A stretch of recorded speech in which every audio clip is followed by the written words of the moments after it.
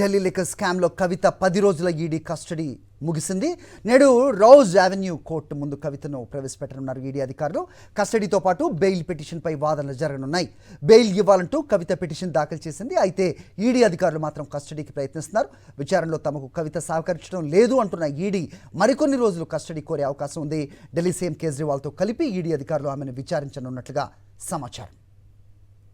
ఇదే అంశంపై మరిన్ని అప్డేట్స్ మా కరెస్పాండెంట్ వెంకటేష్ ఢిల్లీ నుంచి ఇస్తారు. వెంకటేష్, చెప్పండి. సో ఈడీ కస్టడీ పొడిగించే అవకాశం కనిపిస్తోందా? ఏం జరుగుతోంది? అప్డేట్ చెప్పండి.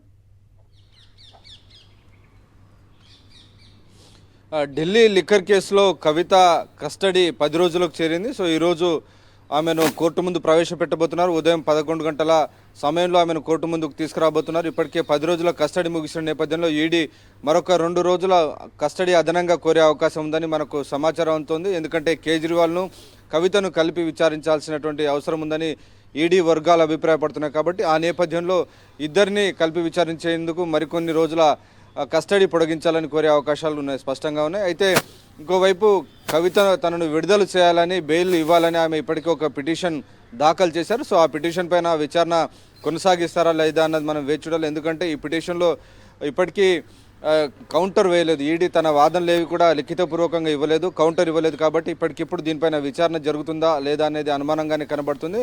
సో ముందుగా ఆమెను కస్టడీకి ఇస్తారా లేదా అనేది మొదటి ప్రశ్న. అయితే ఒకవేళ కస్టడీకి ఇవ్వకుంటే ఆమెను తిహార్ జైలుకు తరలించేటువంటి అవకాశం ఉంది. సో జ్యుడిషియల్ కస్టడీలో ఆమెను తిహార్ జైలుకు వెళ్ళేటువంటి అవకాశం ఉంది. ఆ తర్వాత బెయిల్ పైన ఆర్గ్యుమెంట్ జరిగేటువంటి అవకాశం ఉంది. సో ఇప్పటికిప్పుడైతే ఆమెకు బెయిల్ వచ్చేటువంటి అవకాశాలు అయితే లేవు. ఈ కేసులో ఈడీ లిఖితపూర్వకంగా కౌంటర్ వేయాల్సి ఉంది. ఆ తర్వాత వాదనలకు సమయం అడుగుతుంది. కాబట్టి మరికొన్ని రోజుల పాటు ఆమె ఈడీ కస్టడీ లేదంటే తిహార్ జైల్లో ఉండాల్సినటువంటి పరిస్థితి ఏర్పడబోతుంది. ఇకపోతే ఈ మొత్తం 10 రోజుల పాటు జరిగినటువంటి విచారణలో ప్రధానంగా కవితకు సంబంధించినటువంటి కొన్ని కొత్త విషయాలు, కొన్ని కీలక విషయాలను ఈడీ కనుగొంది. అందులో ప్రధానంగా ఆమె మేనల్లుడు మేకా శరణ్ పాత్ర పైన ఆరా తీస్తుంది. మేకా శరణ్కి సంబంధించి ఆయన చేస్తున్నటువంటి వ్యాపారం ఏంటి, అలాగే ఈ మొత్తం ఇండో స్పిరిట్ నుంచి వచ్చినటువంటి అక్రమ సొమ్మును బదిలీ చేయడంలోనూ, అలాగే 100 కోట్ల రూపాయల ముడుపులను హవాలా మార్గంలో గోవాకు తరలించడం, ఎన్నికల ఖర్చుకు ఉపయోగించడంలో మేకా శరణ్ కీలక పాత్ర పోషించారని చెప్తున్నారు. సో ఈ అంశంపైన ఇప్పటికే హైదరాబాద్లో సోదాలు జరుగుతున్నాయి. నిజామాబాద్లో కూడా దీనికి సంబంధించిన సోదాలు జరుగుతున్న నేపథ్యంలో ఈ అంశంపైన ప్రధానంగా ఈడీ ఈరోజు కాస్త విషయాలు బయట పెట్టేటువంటి అవకాశాలు కనబడుతున్నాయి. All right, thanks for the inputs Venkat.